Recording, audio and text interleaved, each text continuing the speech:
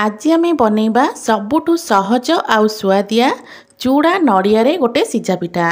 आकु आपण माने सकाळर जलखिया खातु कि पिलांकु टिफिन दियंतु। एई पिठा बनैबा बहुत सहज।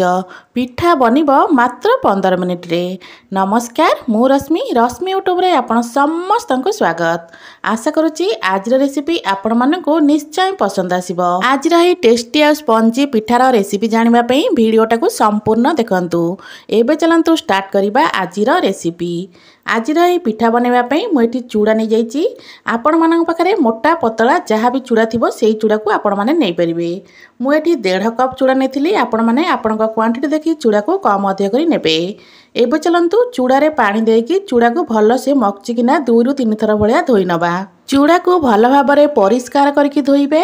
चूड़ा को धोई सारा परे तार पानी सबको मु बाहर कर नेची। तो एबे चलंतु आकु कभर करके 10 मिनिट पे छाड़ी दबा। 10 मिनिट रे चूड़ाटा हमर बेस भल भाव फुली जिवो। तो ये 10 मिनिट पर मुझे देखा देखो चूड़ाटा केते बढ़िया भाव फुली जाइए। तो एमती हाथ में एमती मकचिलाठू चूड़ा पूरा बढ़िया भाव फुली जाइए। तो एबे चलंतु ए चूड़ा को आमे गोटे ग्राइंडर जार देकिना आर गोटे पेस्ट आमे बनैबा। तो ये मुझे छोट जार नहीं तो 2 थर आकु मु बाटिबी। आपण माने बड़ जार देदेले गोटे थर रे सब जाक चूड़ा भल भाव बाटी हो। तो ये मुझे चूड़ा दे देइची। चूड़ा सहित एठी आमे दबा क्षीर। तो ये मुझे नख उषुम क्षीर नहीं जेतिकी क्षीर आवश्यक से हिसाब से आपण माने क्षीर देबे। तो ये मुझे क्षीर दे दूची अल्प, पूरा गोटे कप क्षीर को बिल्कुल भी देबेनी। अल्प क्षीर दे दूची। ता सहित दबा 3टा गुजराती। जदि आपण माने गुजराती गुंड व्यवहार करथिबे तो सेटा को लास्ट रे व्यवहार करिवे। तो एबे चलंतु आकु पूरा चिकन करी बाटी आनिबा।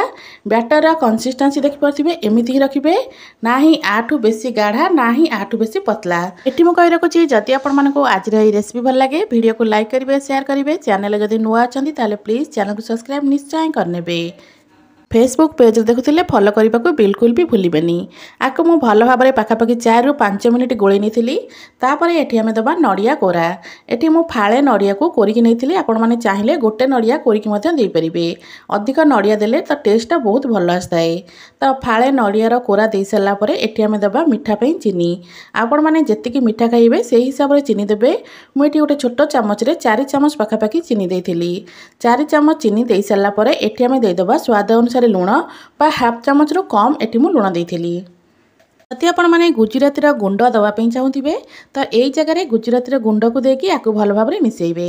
तो मु आगु गुजराती को बाटी नहीं जेहेतु मु गोटा गुजराती देइथिली। तो एबे चलंतु आकु भल भाव में आमे मिसेई नबा। तो ये आकु मु भल भाव में मिसेई नेछि। बैटर कंसिस्टेंसी देखि परथिबे एमिति ही रखिबे, ना ही आठु बेसी गाढ़ा ना ही आठु बेसी पतला। तो एबे चलंतु आकु रखिबा साइड रे। जो थिरे आमे स्टीम करबा से केक टिन टाको एठी नै जाइछि। एबे ई केक टिन रे हाफ चामच परिका तेल देबा। ब्रश साहाय्य केक टिन चारिपट को तेल को भल भाव में स्प्रेड करनबा।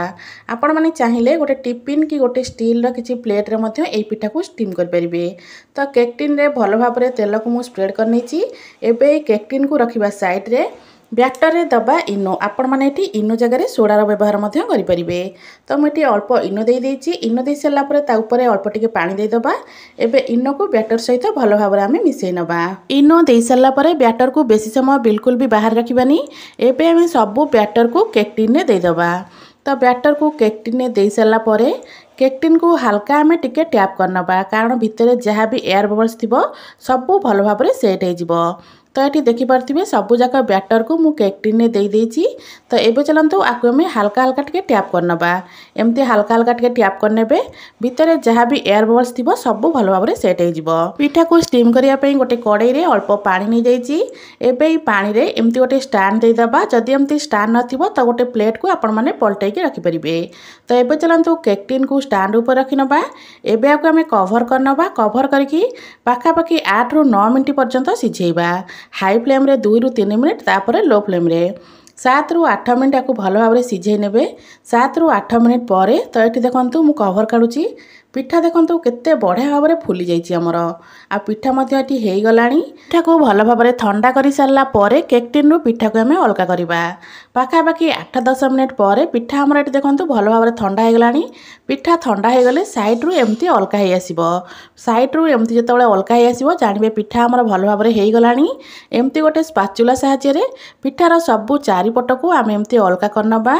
पिठार चारिपट को भल भाव में आमे अलगा करि सारला परे पिठा उपरे एबे गोटे आमे प्लेट रखी नबा। पिठा उपरे गोटे प्लेट रखिकी ताकू आर पटकू आमे पलटै नबा। ऊपर पटकू हाथ रे हल्का हल्का भाव में टिके टैप करनेबे। तो ये देखो हाथ रे हल्का हल्का भाव टिके टैप करनेबे। तापर आपको आपण माने काढिबे। देखो पिठाटा केते बढ़िया भाव में बाहरी जाउची। केक टिन ने भी बिल्कुल भी पिठा लागिबनी, बहुत सुंदर भाव में पिठा बाहर जीवो। एबे हमरा प्रस्तुत हो गला चूड़ा नड़ियार स्वादिष्ट पिठा। एई पिठा एते नरम बनिची जे पाटिरे देले मिले जीवो। पिला माने हुंतु कि बड़ समस्त को एई पिठा निश्चय पसंद आसीबो। एई पिठा को आपण माने किछि चटनी सहित खाइबे, बहुत बढ़िया लागि थाए। आशा करूची आपण मानको आजर रेसिपी निश्चय पसंद आस्तिबो। पुणी रेसिपी गोटे नुआ रेसिपी दे से पर्यंत रहउची। नमस्कार, जय जगन्नाथ।